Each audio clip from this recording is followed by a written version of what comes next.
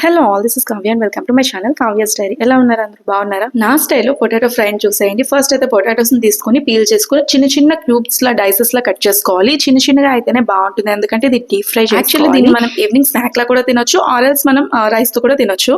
Oil బాగా heat అయ్యాక మాత్రమే మనం కట్ చేసి పెట్టుకున్న పొటాటో పీసెస్ ని వేసుకోవాలి, లేదు అంటే వాటికి ఆయిల్ పట్టేస్తుంది.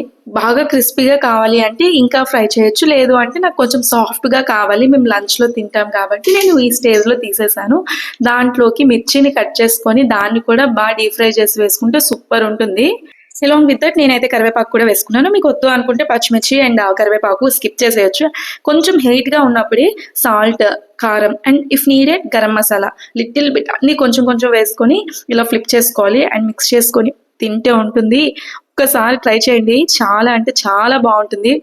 క్రిస్పీగా కంటే ఇలా సాఫ్ట్ గా ఉంటేనే బాగుంటుంది. Don't forget to like, share and subscribe to my channel. మళ్ళీ నెక్స్ట్ వీడియోతో కలుద్దాం. బాయ్.